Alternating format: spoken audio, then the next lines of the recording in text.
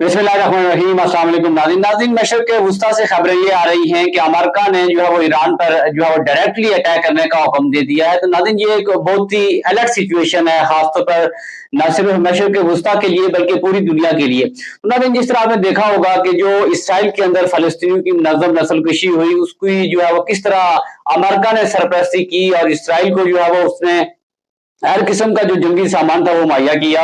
और इसराइल ने जो है वो हमास और जो है वो हिजबुल्लाह के खिलाफ जो है वो कार्रवाई जारी रखी। और इसके अलावा जो उसने फलस्तीनियों की जो मुनज़्ज़म नस्लकुशी की, जिसमें जो है वो हजारों की तादाद में जो है वो फलस्तीनी मारे गए। तो नाज़रीन, जब ईरान की तरफ से जो है वो 2-3 दिन के अंदर बहुत ही बेहतरीन किस्म की रिटेलिएशन आए, और खासतौर पर मिसाइलों ने, जो ईरानी मिसाइल थे, उन्होंने जो है वो इसराइली दारुल हुकूमत और इसराइल के जो बड़े शहर थे और जो अहम इमारतें थी, जब उनको टारगेट किया, तो नाज़रीन ये सूरत-ए-हाल जो है वो इसराइल के लिए बहुत ही परेशानकुन थी। और अमेरिका जो है, यानी कि सदर ट्रंप जो है वो उन्होंने जो है वो इस चीज का फैसला किया है कि वो डायरेक्टली जो है वो इस जंग के अंदर इन्वॉल्व होते हैं। तो नाज़रीन, अगर अमेरिका जो है वो इस जंग के अंदर इन्वॉल्व होता है, तो ये सूरत-ए-हाल खाली मशरिक़ वुस्ता के लिए नहीं है, बल्कि ये पूरी दुनिया के लिए खतरनाक है। क्योंकि जो 3 बड़ी आलमी ताकतें हैं, जिसमें रशिया है, चाइना है, जिसे आपने देखा होगा कि रशिया ने भी जो है वो इस चीज को कंडेम किया है, और उसका भी जो है वो ईरान की हमायत में बयान सामने आ रहे हैं।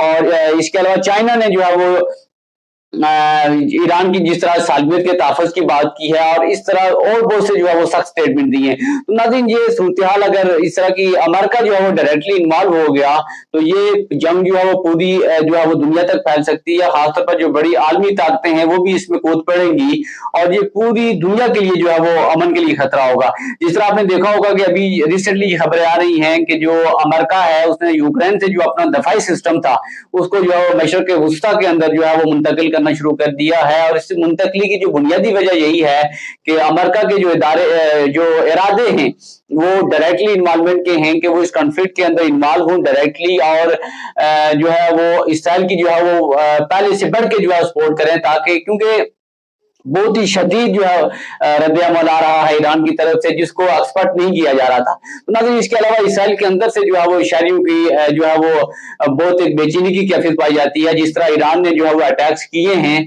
तो नाज़रीन, शहरियों के अंदर एक खौफ व हरास है, और ये भी सिचुएशन बनती जा रही है कि शहरी जो है, खासतौर पे जो इसराइली शहरी हैं, वो अपनी ही हुकूमत के खिलाफ उठ खड़े न हों, और जो नेतन्याहू है, उसकी जो पॉलिसियां हैं वो सख्त जो है वो तनकीद की जद में है। तो नाज़रीन, ये सूरत-ए-हाल जो है किस तरफ जाएगी, ये तो आने वाला वक्त ही बताएगा, लेकिन ये पूरी दुनिया के लिए बहुत ही अलर्ट सिचुएशन है। खासतौर पर अगर ये जंग फैल जाती है और बड़ी ताकतें जो है वो इसके अंदर अपना रोल अदा करती हैं, तो नाज़रीन, ये खुदा न खास्ता तीसरी आलमी जंग की तरफ जो है वो ये मामलात जा सकते हैं। तो नाज़रीन, आपकी इस मामले पर क्या राय है कि ईरान जो है वो जो अमेरिका है, वो अगर इस इसराइल और ईरान के कॉन्फ्लिक्ट में डायरेक्टली शिरकत करता है, तो इसके कॉन्सिक्वेंसेस क्या होंगे?